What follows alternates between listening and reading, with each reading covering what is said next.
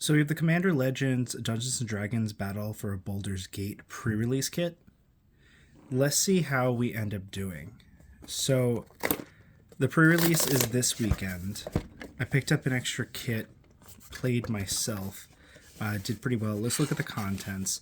So you do get the full pre-release kit, and on the outside you do get these tokens that pop out, and you get some counters. I do like that they're making some utilization of some of the packaging. This one is different than a normal pre-release. So you only get 3 packs and a promo, and you're going to be building a commander deck. So we're going to use this video to see how we would end up going for some first picks out of the pack. When you do first picks for Commander Legends, you pick the first 2. And instead of a regular spin down, because of the D20 mechanic, they do give you a randomized die, which is awesome that they have this prepared. So you do also get to keep your promo. So we have a promo. Let's see what we got. They did change the paper packaging for it to make it a little bit more eco-friendly instead of plastic. So you get the Undercity along with an initiative token, so that way you can always be taking your initiative. And so we got Descent into the Everness. So each player creates treasure tokens and deals damage to each player where it's equal to the counters. So interesting, rare. I don't know if I would play it. It would depend on what I get. Then instead of 6 packs, you get 3 draft boosters. So we're going to see what we get in each and what we would end up drafting. So let's see. We got the Undercity token along with an initiative token. So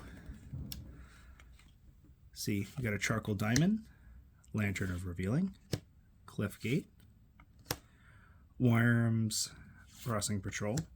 Excuse me if I pronounce anything wrong. Grey Harbor Merfolk, Val's Invoker, Murder, Blessed Hippogriff, Poison of the Blade, Dragonborn Looter, Insufferable Baldur.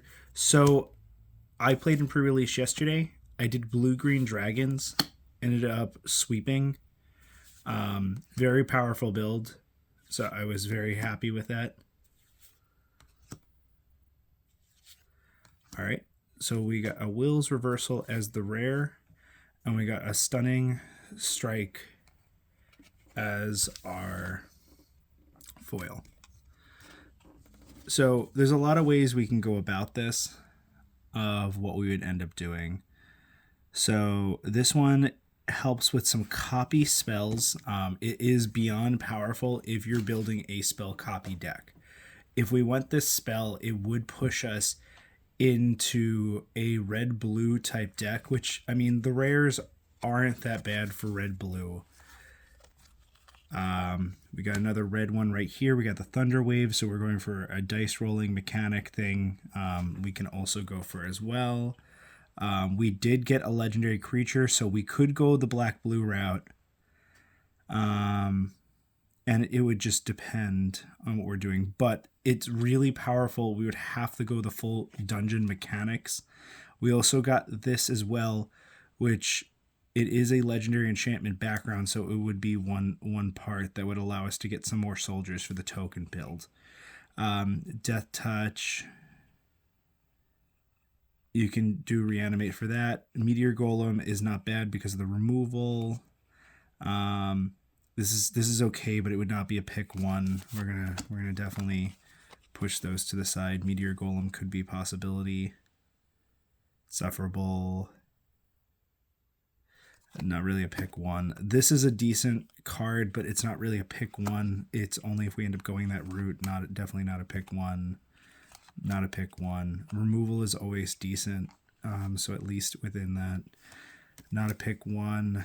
Not a pick 1. Not a pick 1. most of those is just, it's cards that you would choose later for the decks. That's my logic behind it. Same thing with that. It's just pick later. Land always can be an option, but I think we should kind of figure out where we're going yet. Mana rocks are helpful, but again, I think that there's just better cards out here. I would say let's skip the removal for right now. We can figure that out later, and it would probably be between these 6 cards, and we would choose 2. I think off the bat, myself, I would probably end up going with some of these 3.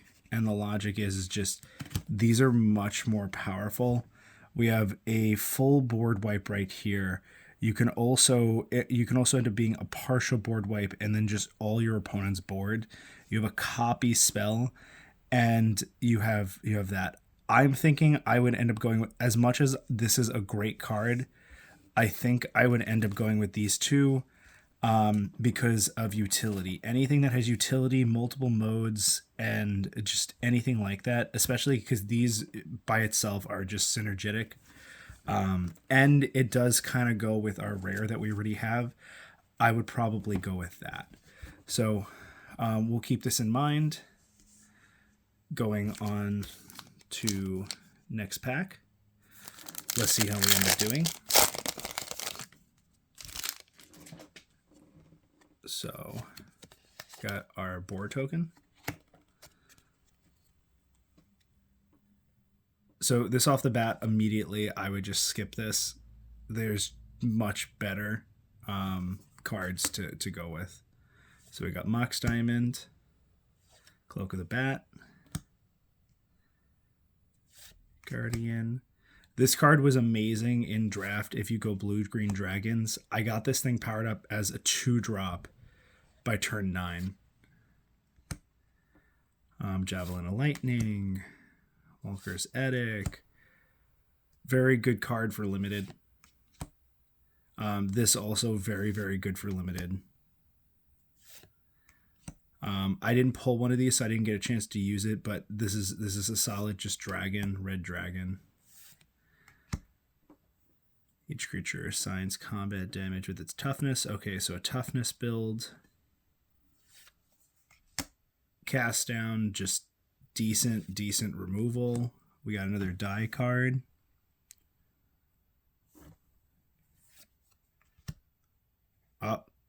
We found a very, very good good rare. We got a background. Oh, we got a land too. And then we got that. So this is going to be hard because we are right now leaning towards red, but we did hit a legendary, and it depends on how we want to end up going for our theme. This does, the red black is quite good, and just luxury suite in general, just having a dual land is very, very powerful for land bases and stuff. Let's read over this card. So at the beginning of combat, another target creature you control gains haste and myriad until end of turn. That's a great ability. I would almost like, because this is pack 2. We haven't figured out our colors on our picks, and this is assuming that someone else passed us this. I feel like we would have to go with that build almost automatically, but let's go through. Luxury Suite would definitely be one of the top. This taps all the creatures and has flying and flash, which is just amazing for modes. It would pigeonhole ourselves. It's not a bad card, but we would need to go the red green build if we want to do this way. I would say with what we right now have, this would end up being passed. For each player being attacked, and ignore all but the highest roll.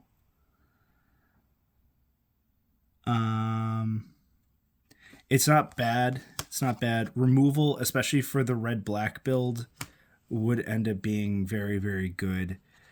We do have a legendary creature, so we can depending on what we go, what is it? if it attacks and you have the initiative, so you would want to be going for more of initiative builds. I like it. It's up there for right now, but based on like what we have, we would skip. This would be a possibility, but I feel like there's much more powerful cards. We're not really going the red-green build at this point. This could be a possibility. This could be a possibility. I'd probably skip this, skip. If we were going the red-white build with toughness, this wouldn't be bad, but I probably wouldn't pick it as a first pick. I would probably skip that on a first pick as well. And Mana Rock, there's just much better cards, and it doesn't look like we're leaning green. So we would have to make the tough decision between, do we want to go for a red-white build, or do we want to go for a black-white build? I'm sorry, black-red build. So we already have these 2 red cards. We have 2 spells. One is a board wipe, and one does some copying. And then we have Madrid. We have a Madrid leader. I feel like this is too powerful of a leader to not go with. And red white and red black are very, very good builds for this set. So I would probably as much as it would pain me to give up the land, I would rather take the guaranteed, depending. If this was pull 2 of the first round, I would probably go with the luxury suite. Assuming we're on pack 2, I would probably go for this. So we're going to go for that. So we're going to get rid of the red-black cards, and we've now put ourselves into red-white. We have a red-white Madrid spells is what we're going for. So we're going to get rid of that. We're going to get rid of that. And I would say let's go for the tap creature thing right now, because we get an uncommon and we get another rare. And we will go for pack 3. So, pack 3, let's see how we do. This set was a lot of fun to go through for drafting. I can't say that it wasn't. So, draw engine, which isn't that bad, but we will see what we do. This creates some treasure tokens. We are not the treasure token build, so we don't need that. We are not green. This is a mana rock, so we definitely would want to consider that. No more black anymore. So we go with that. You get to take the initiative. Okay, at least an option. We skip because it's green. We skip because it's blue. This is a keep things out of the way and create some treasures. We're not in black. Exiling target creature is not bad. Being the Tavern is a very good card. Ooh, Command Tower. That's a very good pull right there. We got another leader. We could end up switching things with the way we go, but I'd probably not at this point. Put a +1/+1 counter, and then another on your commander. Okay, that's not too bad. Return another permanent you control to the other's hand. Create some bounce. Beginning of each player's end step. We're going to skip that because we're not playing black. We get a nice blue one. That would have been wonderful for my own draft. Ooh, we got a white rare. And we got a black foil. So, exile all non-token creatures you control, then roll a d20. So you return those under the owner's next step at the beginning of the next end step, or return those cards to the battle to the owner's control, then exile them again, then return. So either it's flicker or double flicker. So we have a flicker and we have a double flicker for a non-token. That's very, very good. So we're almost gonna take that because we can go through a flicker type thing. So we would want to go for a lot of entering the battlefields. We got Command Tower, which is just one of the best lands that you can get in here. This puts some +1/+1 counters. I'd probably skip based on what I have here. I probably skip the draw based on what I have. I would probably not take the initiative. I would figure that out a little bit later. Mana ramp if I was going to go the dragon build, but I don't know if I'm going to get enough dragons to really get there. So we have this, which also allows for more flicker. We have some removal, and we have some guard. I would probably worry about these later, and I'd be stuck between these 3 cards. I hate that I'd be giving this up because I do want this, but I think I would go with these 2. So I would be going really down that red-white rabbit hole. And this is where I would end up going, where I'm going spells in Madrid. So I would hope for a couple lightning bolts. I'd go for a couple more copy spells. Unless if I can manage to get the red, white, blue legendary, that's the only thing that would end up changing any of this, where maybe I'd go for more of like a real like heavy spell build. But we still have him. He's just great. We would need a little bit more mana rocks. We need some small bodies to be able to help get us through everything. And then we would just Madrid like hell and spell through everything. So let me know in the comments below what you think. This would be our current draft pool for right now. And hope to see you on the next one. Thanks.